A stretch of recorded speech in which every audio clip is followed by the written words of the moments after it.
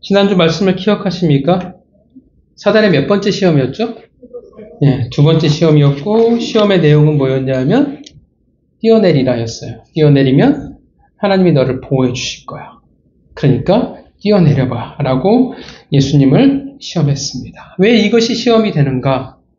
하나님의 사랑을 확인해 보라고 얘기하는 것은 결국 어떤 의미냐면 사랑을 의심하라는 뜻이 되어집니다.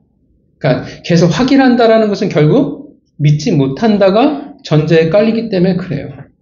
이것이 출애굽 1세대의 실패이기도 했고요. 하와의 실패이기도 했었습니다. 그러니까 믿지 못하니까 결국 어떻게 되어지냐면 믿음이 없으니까 하나님을 시험하는 자가 되어져 버린다라는 겁니다. 우리는 자꾸 하나님께 납득을 요구하죠. 하나님 보여주세요. 자꾸 우리 믿음이 아니라 현상을 자꾸 추구해 나가려고 한다라는 겁니다.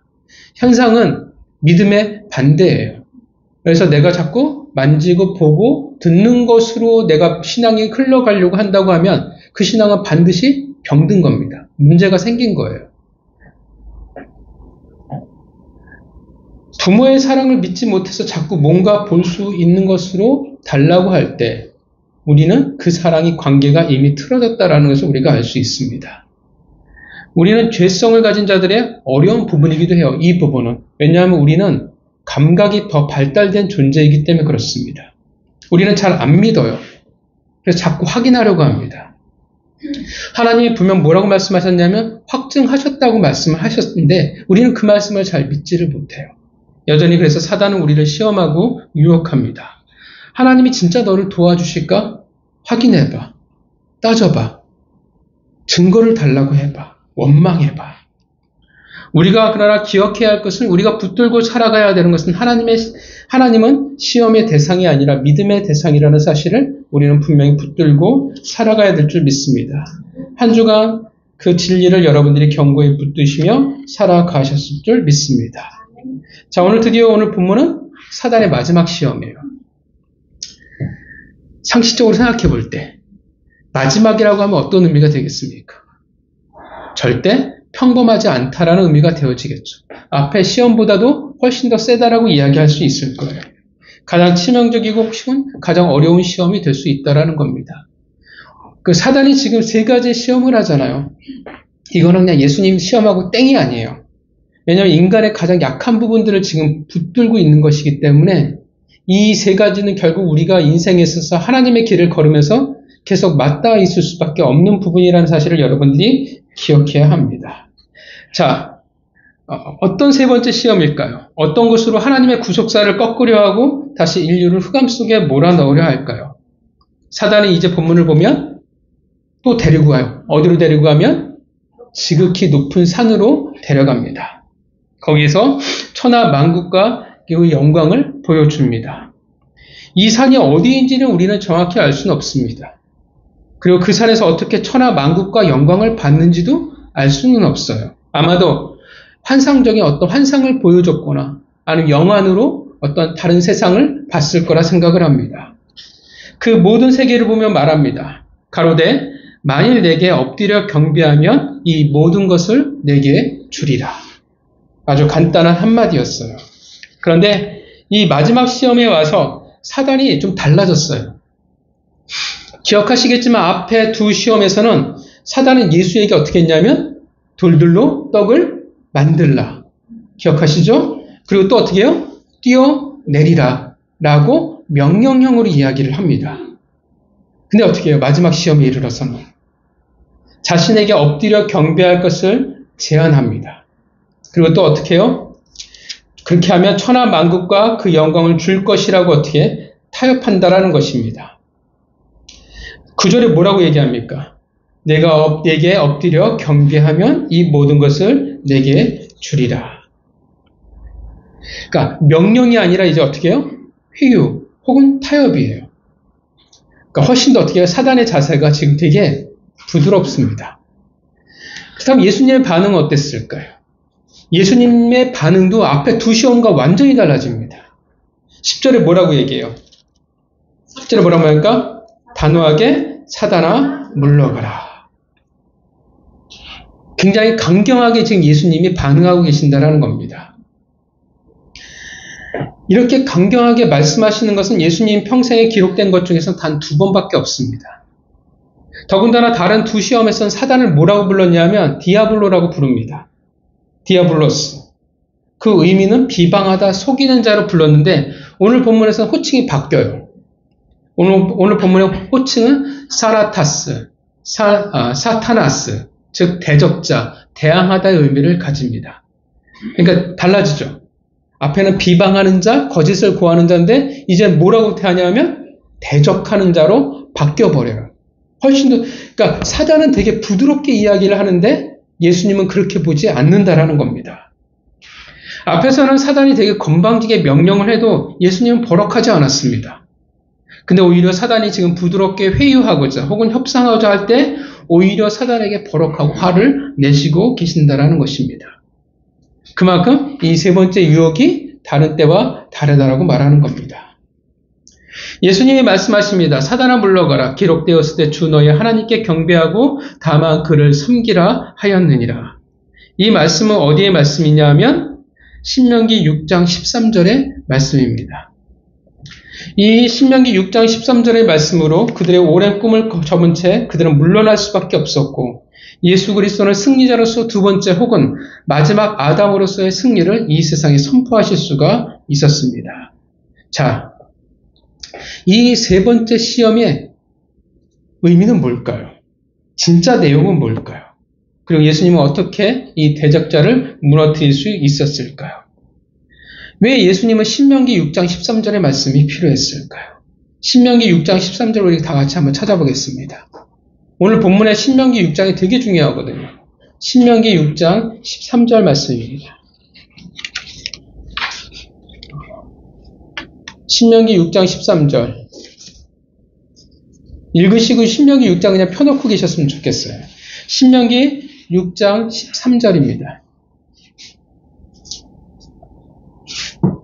신명기 6장 13절 말씀 저희가 한 목소리로 같이 읽겠습니다. 시작. 내 하나님 여호와를 경외하며 그를 섬기며 그의 이름으로 맹세할 것이니라.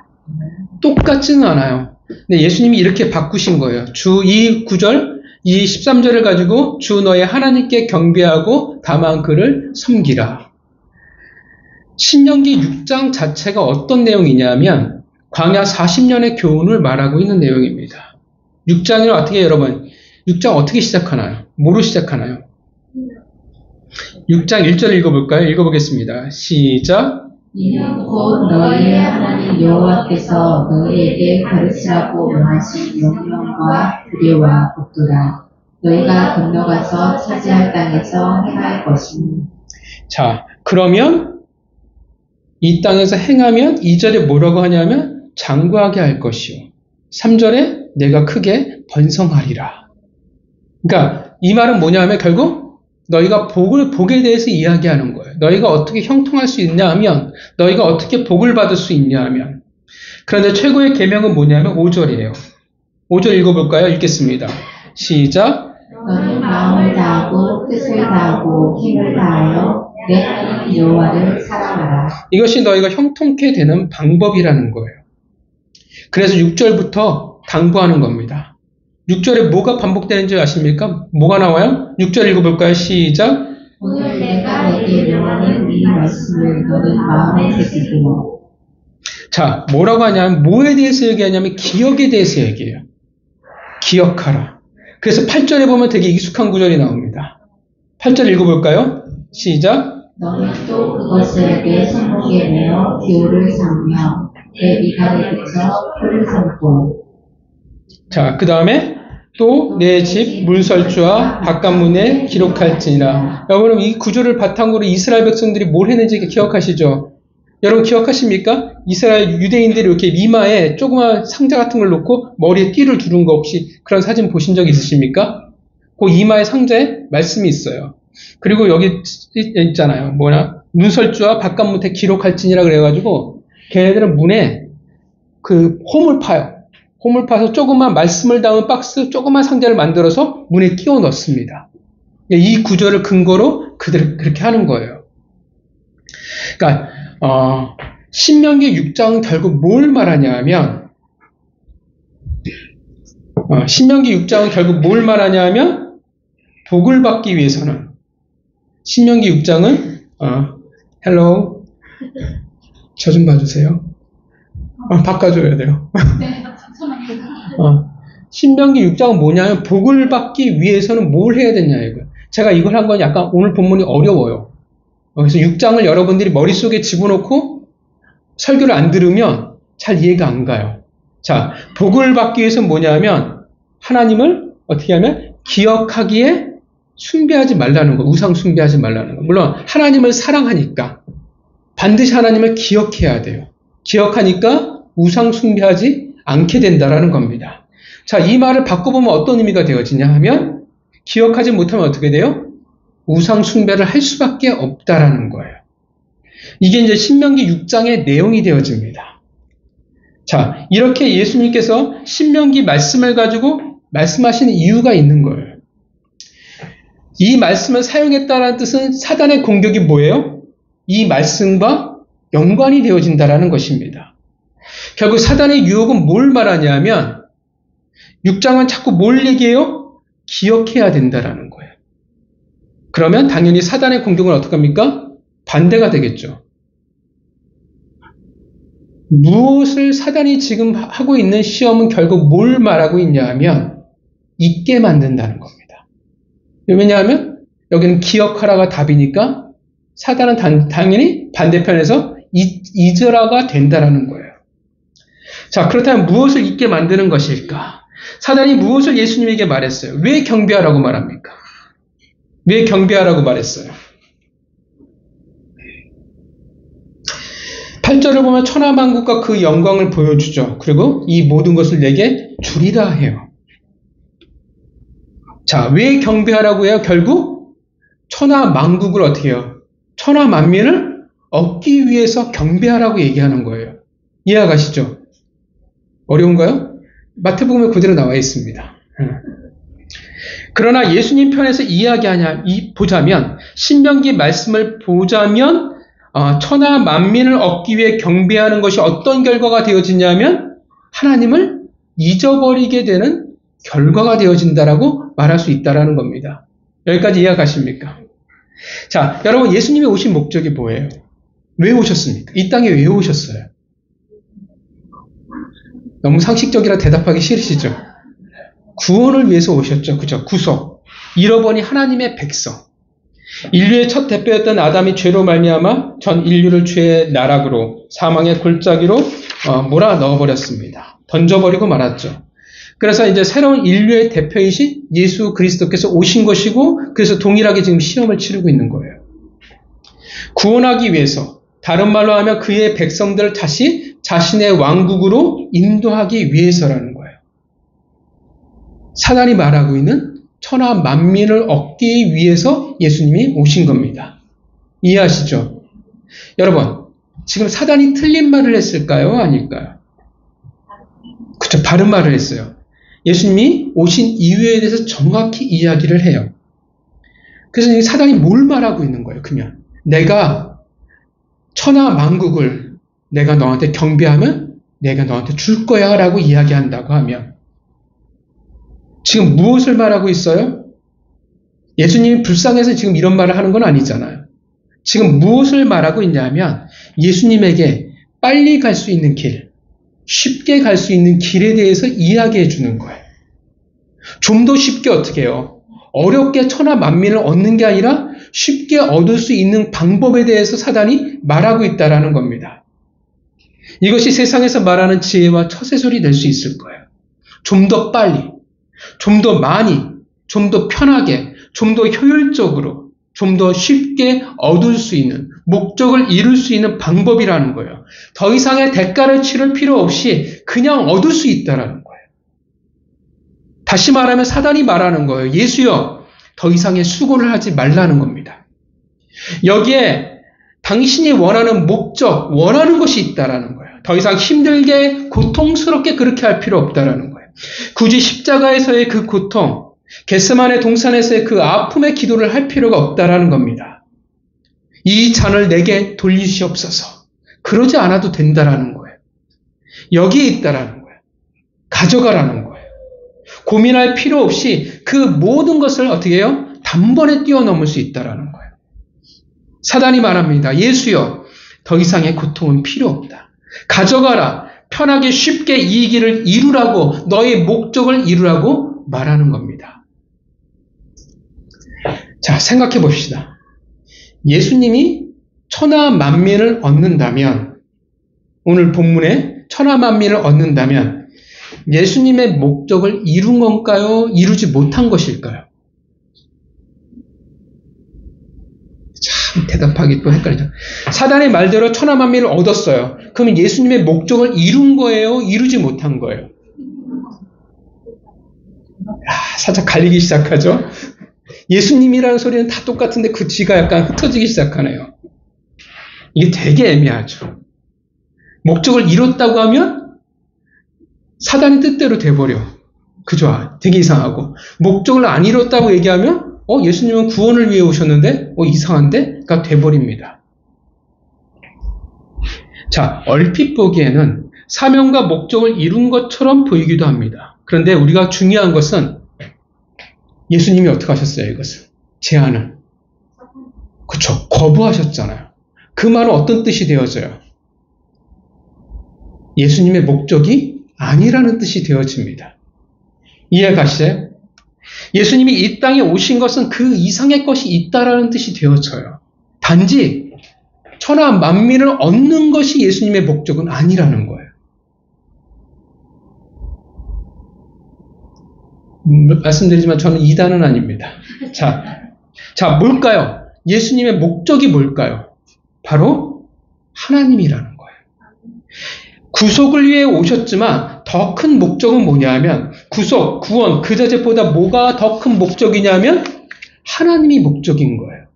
다시 말하면 하나님이 보내심이, 하나님의 뜻이 예수님에게는 더 큰 목적이 되어진다라는 겁니다. 그래서 하나님의 뜻을 이루는 것이 예수 그리스도의 사명이요. 그가 이 세상에 오신 목적이 되는 거예요. 하나님의 뜻이 뭐예요? 천하 만민을 얻는 것이 하나님의 뜻이에요. 그러니까 예수님이 십자가의 길을 걷는다라는 겁니다. 그러니까 하나님의 뜻이 어디에 있어요? 천하 만민에게 있기 때문에 예수님이 그게 목적이 되어지는 거예요. 이해가십니까? 천하 만민보다 뭐가 더 큰 목적이에요? 하나님이에요. 그래서 신명기의 말씀과 이어지는 거예요. 신명기 6장 12절에 여호와를, 즉 하나님을 잊지 말라고 얘기해요. 하나님을 기억하라고 말합니다. 하나님의 뜻이 더 큰 목적이라는 거예요. 단지 구속사를 성취하는 것보다 더 큰 목적이 뭐냐 하면 하나님의 뜻대로 행하는 것. 그것이 예수 그리스도의 인생이요 목적이라는 겁니다. 그래서 바로 경배를 말씀하시는 거예요. 왜 경배를 말할까요? 왜 하나님을 기억하는 것과 왜 경배가 이어질까요? 무슨 연관성이 있을까요? 경배한다는 것은 내가 대상을 아는 겁니다. 대상을 모르는데 경배할 수 있어요? 없어요. 경배한다라는 것은 내가 대상을 안다라는 거예요. 그리고 내가 그 가치관대로 내가 살아가겠습니다라는 고백이 있다라는 거예요. 우리 예배가 아무 의미 없는 것처럼 보일 수도 있지만 어떤 의미예요? 내가 하나님을 경배하는 거예요. 하나님의 대상을 내가 기억하고 어떻게 해요? 하나님의 방식대로 내가 살아가려고 애씁니다라는 고백이 우리 예배 가운데 담겨져 있다라는 것입니다. 사단이 뭘 요구했어요? 사단은 지금 하나님의 어떻게 해요? 하나님을 잊어버리라고 얘기하는 거예요. 하나님의 뜻을 잊어버리라고 얘기하는데 예수님은 뭐라고 얘기해요? 나는 경배할 거야. 즉 나는 하나님을 기억해. 나는 하나님을 기억하고 그 뜻대로 살아가겠다라고 어떻게 해요? 선언하고 있는 것입니다. 본질을 말씀하시는 거예요. 여러분, 우리 지금의 사명은 뭘까요? 여러분의 사명은 뭡니까? 사명이 있으시죠? 모든 그리스도인들에겐 다 사명이 있습니다. 사명의 형태가 다양하겠지만 그 사명을 이루기 위해서는 여러분 하나님에게 여러분들에게 수많은 것들을 주시는 거예요. 달란트도 주시고 인생의 시간이라는 것도 물질도 다 주시는 겁니다. 그렇다면 제일 큰 사명은 우리에게 뭘까요? 제일 큰 사명은 결국 이 땅에 하나님의 나라, 하나님의 교회를 세워나가는 거예요. 예수님의 몸된 공동체를 우리는 건강하게 만들어가는 것. 그래서 그 공동체를 통해 하나님의 축복과 통치가 이 땅에 임하게 하는 것입니다. 믿으십니까?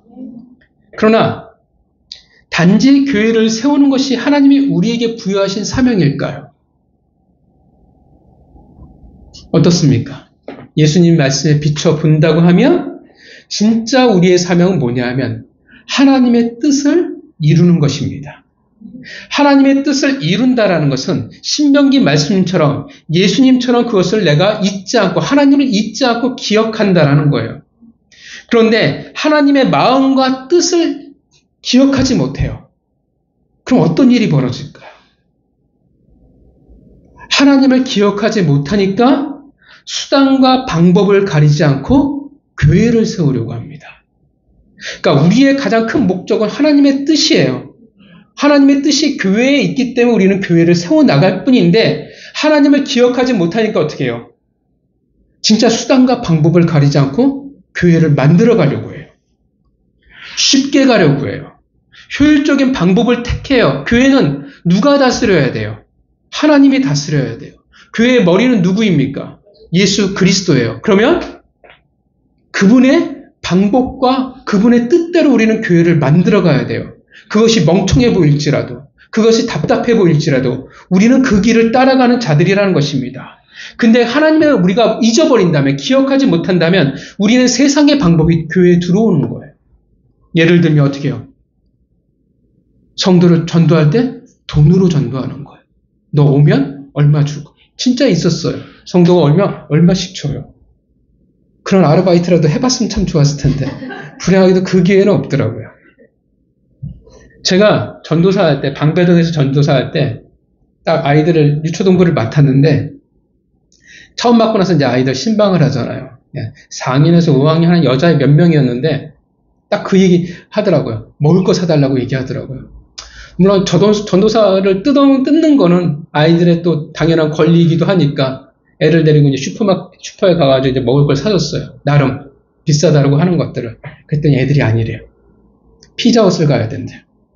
그 당시 2000년대 초반인데 피자헛은 나름 약간 저에게 있어서는 퀄리티한, 제 월급이 50만 원이었는데 그 돈으로 거길 가기에는 되게 빠듯한, 그래야 교회를 나오겠대요. 그러니까 얘네들은 먼저 번에 계셨던 전도사님이 이렇게 피자헛 데려다니면서 교회를 나오는 조건으로 이렇게 데리고 다니신 거예요. 곰곰이 생각해봤는데 현실적으로 저는 돈이 없어서 안 되겠고 과연 이것이 진짜 좋은 방법일까? 그러니까 저희가 사역하면서 그런 케이스들이 되게 많았어요. 사역자들이 돈이나 이런 걸 통해서 전도하고 데리고 오는, 왜냐하면 실적이 되게 중요했거든요. 실적이 없으면 쫓겨나기도 하고 잘리기도 하니까 그런 일들이 되게 많았어요. 그래서 난 못한다. 난 그렇게 못해주겠다. 그리고 그 다음 주부터 안 나오기 시작하더라고요. 그게 과연 좋은 방법일까? 아이들을 그렇게 키워내는 게 좋은 방법일까? 저는 아니라고 생각하거든요. 사람에게 매달려서 돈 있는 사람을 또는 성도를 포섭하려고 합니다. 인간관계를 통해서, 돈을 통해서 교회를 세워나가려고 해요. 헌금이라는 것이 참 가치 있는 건데 어떻게든 어떤 명목이든 긁어내려고 해요. 그러니까 어떤 방법도 어떤 빠른 길도 상관이 없는 것 같아요. 왜냐하면 목적이 교회를 세우는 것이 전부가 되어버렸기 때문에 그렇습니다. 여러분, 그렇게 교회를 세워나가면 하나님이 기뻐하실까요? 그것이 과연 하나님의 뜻이겠습니까? 어떤 교회는 되게 큰 교회인데 가보면 저는 이제 사역자 명단을 좀 봐요. 이 교회가 어떤 구조일까? 교육부서는 사역자들이 거의 없어요. 별로 없어요. 근데 신방전도사나 이쪽은 사역자들이 엄청 많아요. 그러면 그 교회가 지향하는 바예요. 뭘 지향해요? 데리고 오는 거는 지향해요. 그런데 양육하는 거는 별 관심이 없는 거예요. 건강하지 않아요. 사역자의 숫자로도 교회에 이걸 볼 수가 있어요. 저는 그게 좋다고 생각하진 않아요. 전도 잘하는 전도사를 데려오면 붙어요. 차 한 대 사주고 뭐하고 돈은 주고 더 주고 프리미엄 더 주고 두당 얼마씩 주고 이런 교회에 안 좋은 것들이 있다라는 거예요. 근데 그런 사람들을 데려오면 훨씬 더 전도가 잘 돼요. 그런 사람들은 많아요. 그래서 재밌는 거는 그 신방전도사가 교회를 옮기면 데리고 온 사람들이 다 따라가요.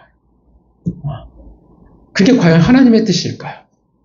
그들은 교회를 세우는 게 목적일까요? 하나님의 뜻을 이루는 게 목적일까요?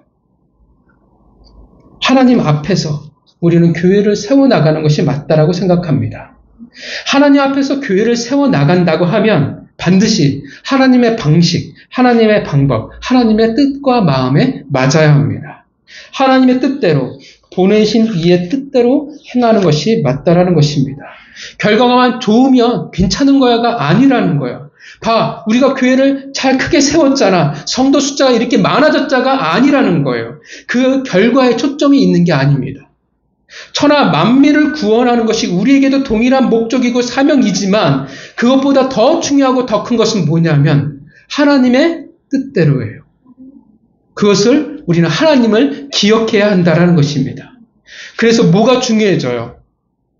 우리가 교회를 이렇게 세웠어, 성도가 많아졌어가 중요한 게 아니라 그 결과보다도 뭐가 더 중요해지냐면 과정이에요. 어떤 과정을 겪었냐라는 거예요. 어떤 과정을 걸어갔냐라는 것입니다. 모든 이들이 다 빠른 길을 택하고 쉬운 길을 택해도 본문에 예수님은 그렇게 하시지 않았잖아요. 우리도 마찬가지라는 거예요.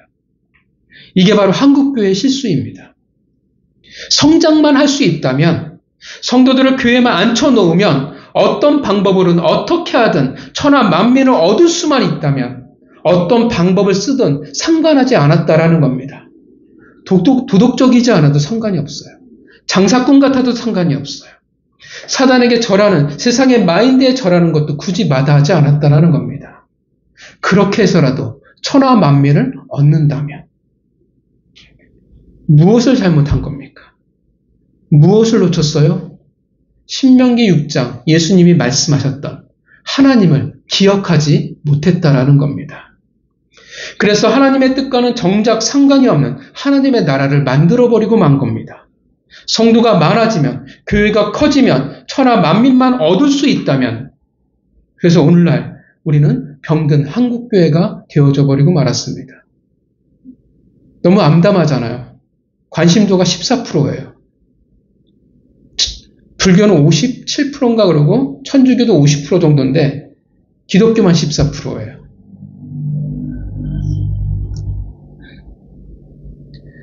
성도들도 마찬가지예요. 교회만이 아니라 기억을 못해요. 하나님을 기억을 못해요. 왜 주셨는지. 자꾸 신앙생활을 편하게만 하려고 한다는 겁니다. 구원만 받았다면 된다고 생각을 해요. 다 하나님을 기억하지 못하는 거예요. 하나님이 왜 나를 보내셨는지, 하나님이 왜 나를 구원하셨는지, 하나님이 왜 나를 이 길을 걷게 하시는지 그것을 모른다라는 것입니다. 하나님이 주신 목적을 잊은 채 나를 위해 살아가려고만 합니다.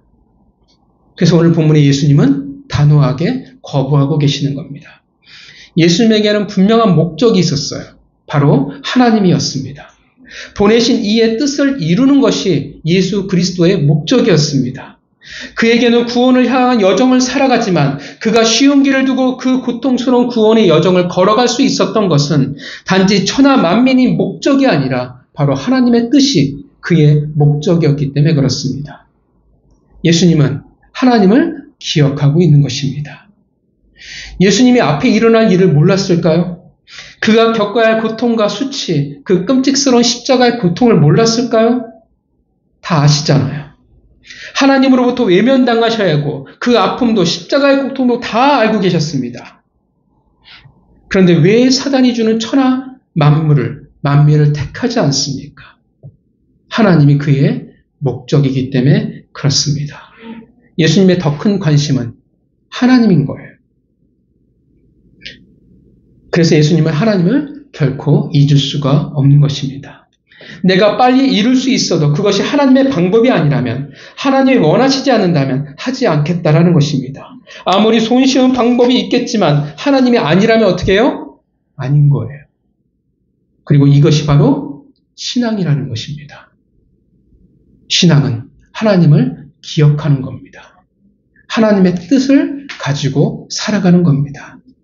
그것이 바로 경배하는 자의 삶이라는 거예요. 하나님을 기억하지 못하는 자가 어떻게 경배하겠어요?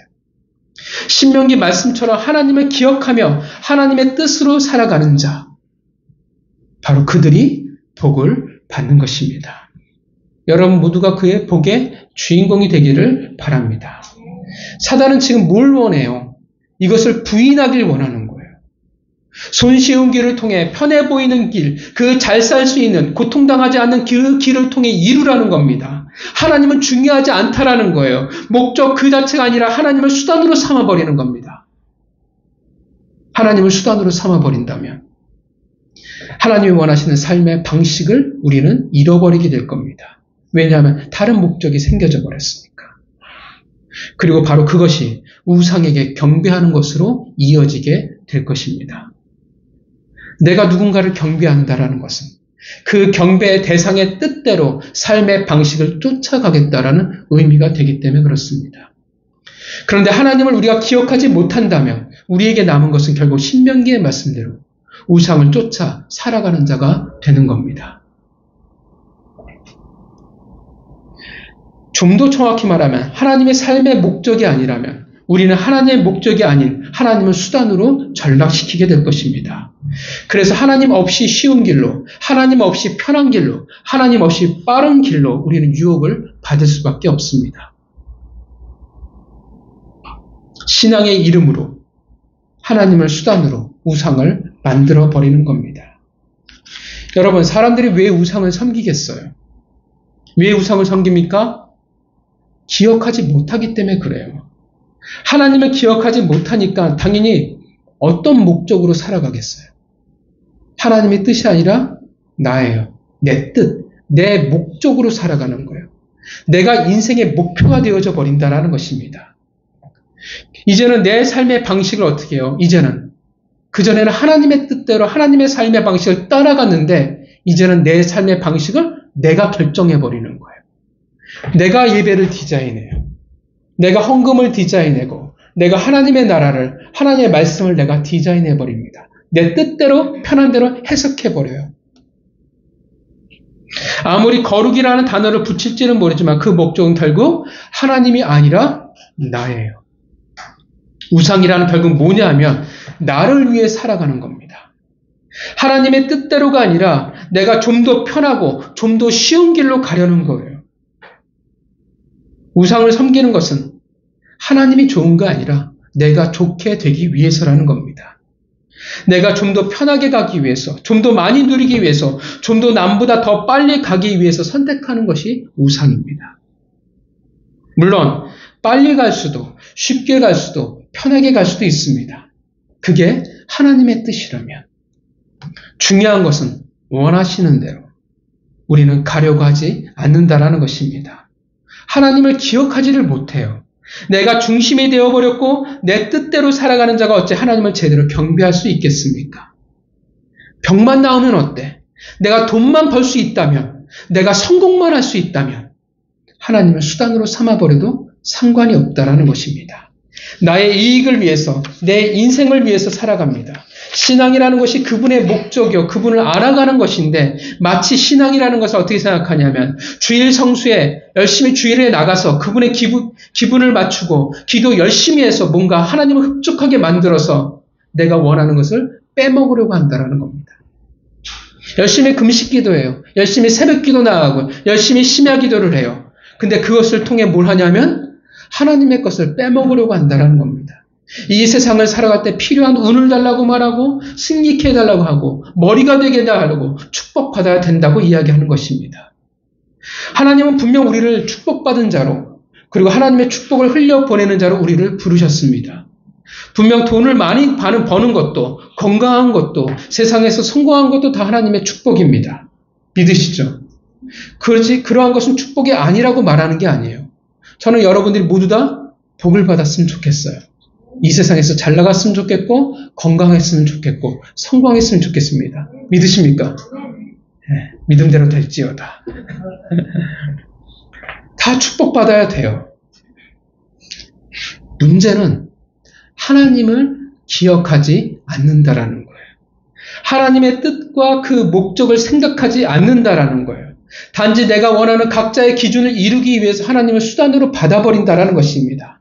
그래서 신앙생활을 하고, 그래서 교회를 다니고, 그래서 믿으려고 하는 것이 문제라는 거예요. 그것이 바로 하나님을 잊어버린 겁니다. 물론 신앙이 이제 막 발걸음을 뗀 어리다라고 하면 어쩔 수 없어요. 무조건 신앙은 대부분 기복주의로 시작을 합니다. 원래 수준은 그렇게 시작을 하는 거예요. 그런데 10년이 돼도 20년이 돼도 30년이 돼도 늘 그렇다면 그건 이제 심각한 문제라는 겁니다. 애가 10년, 20년, 30년이 됐는데 안 자라면 어떡해요? 심각한 거예요. 여전히 하나님의 관심이 아니라 입으로는 하나님을 경배한다, 사랑한다, 수없이 그 앞에 무릎 꿇는다 할지라도 여전히 하나님을 이 세상을 위한 나의 수단과 도구로 삼아버린다면 하나님을 잊어버린 자요, 우상을 섬기는 자가 될 수밖에 없는 것입니다. 하나님은 그들의 삶에 있어서 한 옵션에 지나지 않는다라는 겁니다. 그러니까 삶에 있어서 하나님에게 항복하지 않아요. 항복하지 않으니까 당연히 순종하지가 않죠. 그분의 통치와 지배를 받아들이려고 하지 않는다라는 거예요. 그럴 이유가 없으니까. 내가 원하는 것만 취하고, 내가 원하는 것만 듣고, 내가 원하는 것만 하려고 합니다. 하나님이 내가 원하는 수단이 아니라면 얼마든지 다른 수단을 끌어들일 수가 있는 것입니다. 돈을 끌어들일 수도 있고 인맥을 통해서 얼마든지 내 삶을 살아가려고 합니다. 왜냐하면 하나님을 수단으로 삼은 자는 굳이 하나님만을 통해서 살아갈 생각이 없기 때문에 그렇습니다. 하나님을 기억한다면 하나님이 원하시는 삶의 방식을 살아갈 수밖에 없습니다. 그러나 기억하지 못한다면 하나님이 아니라 내가 원하는 삶의 방식으로 살아가게 될 것입니다.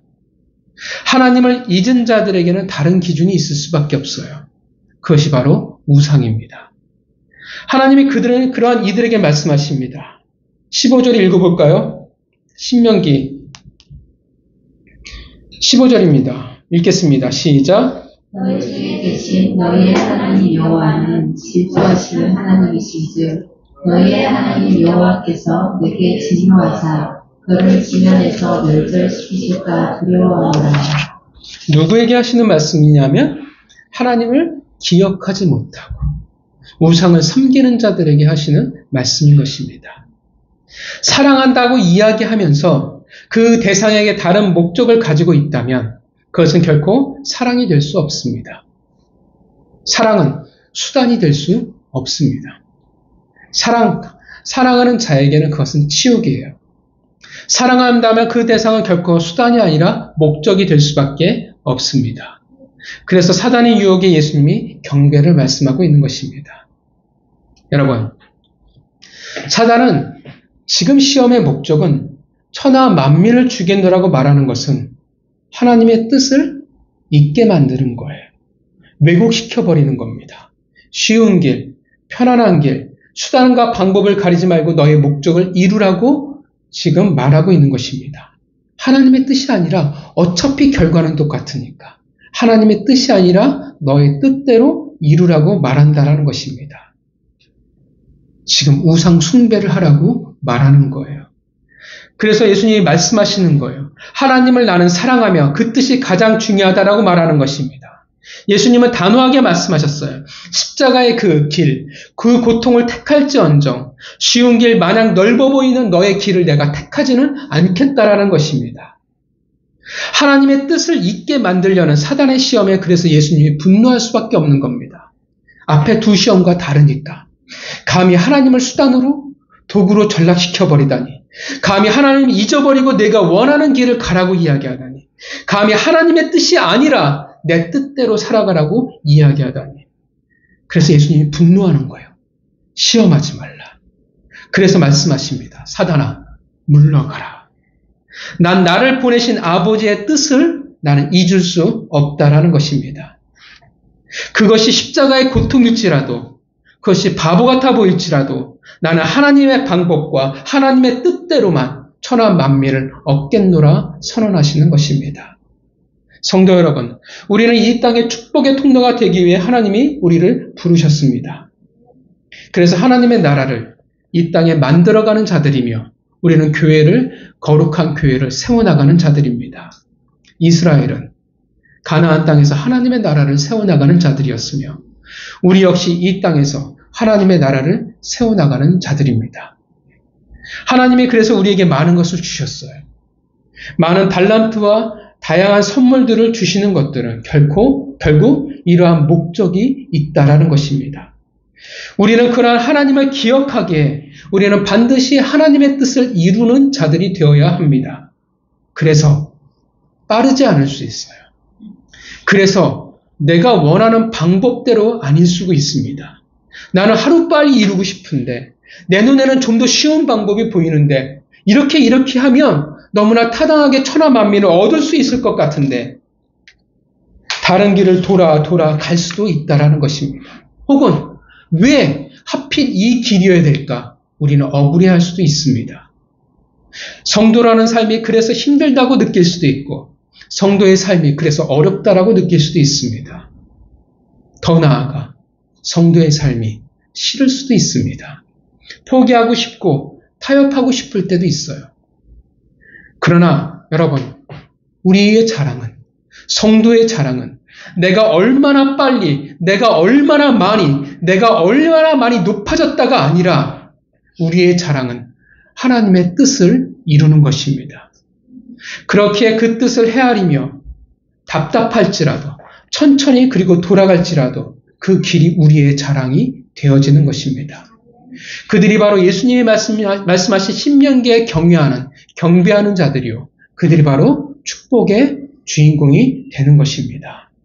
사단의 시험은 오늘 우리를 향해 여전히 있음을 우리가 기억해야 합니다. 사단의 모든 시험 하나하나가 다 우리의 삶과 매우 밀접한 연관이 있습니다. 그들이 속삭입니다. 너의 목적을 위해 내가 편안하게 해줄게. 내가 덜 힘들게 해줄게. 더 빨리 이루게 해줄게. 어차피 하나님의 뜻을 이루는 거잖아. 결과는 똑같잖아. 결과만 좋으면 되잖아. 너는 힘들잖아. 할 만큼 했잖아. 어차피 내가 하나님의 길을 꾸역꾸역 걸어가도 아무도 알아주지 않아. 편안하게 해줄게. 더 이상 눈물 흘리지 않아도 돼. 조금만 하나님의 뜻을 네가 내려놓을 수 있다면 어쨌든 천하만민을 얻으면 되잖아. 조금만 양보하면 네 인생이 편안해질 거야. 더 이상 고생하지 마. 너는 행복해질 자격이 있어. 라고 사단이 여러분들에게 속삭이면 여러분들은 어떻게 하시겠습니까? 하나님의 뜻과 상관없이 빠르고 편한 길을 택하시겠습니까? 우상을 섬기시겠습니까?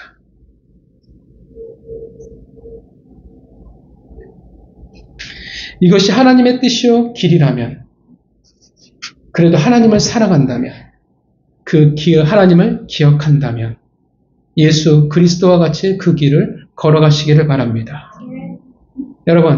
여러분들이 진짜 하나님을 기억하고 계십니까? 한 3명 정도 하나님을 기억하며 살아가십니까? 그러면 어떻게 해야 돼요? 하나님의 방법을 고민해 봐야 돼요. 하나님의 뜻을 고민해 봐야 돼요. 고민이라는 게 있어야 돼요. 물론 우리는 하나님을 기억하고 생각해도 잘못된 것을 선택할 가능성이 커요. 근데 뭐가 중요해요?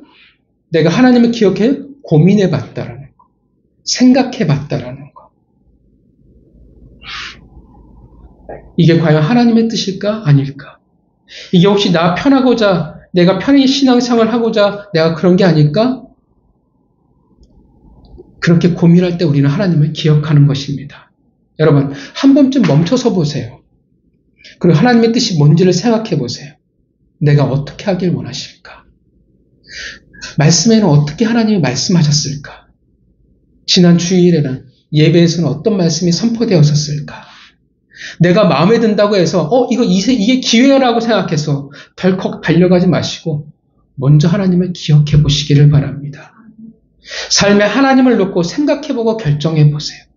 내가 기준이 되어서 타당하니까 당연하니까 결정해버리는 게 아니라 적어도 우리에게 고민이라는 게 있어야 합니다.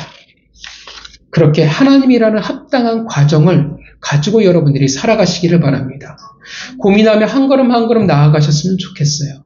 내가 이 세상에서 성공하고 교회를 크게 만드는 것이 꿈이 아니라 자랑이 아니라 하나님의 뜻대로 살아가는 것이 우리의 꿈이요 우리의 자랑이 되어지기를 바랍니다. 성도 여러분, 한 주간 여전히 우리에게는 많은 유혹이 있을 겁니다. 쉽지 않은 성도의 삶을 우리는 살아가게 될 것입니다. 하나님을 기억하기에 그 뜻을 구하기에 예수 그리스도와 같이 살아가시기를 바랍니다. 그리고 예수님처럼 우리 모두가 당당히 외칠 수 있기를 바랍니다. 주 너희 하나님만을 경배하고 다만 그를 섬기겠노라.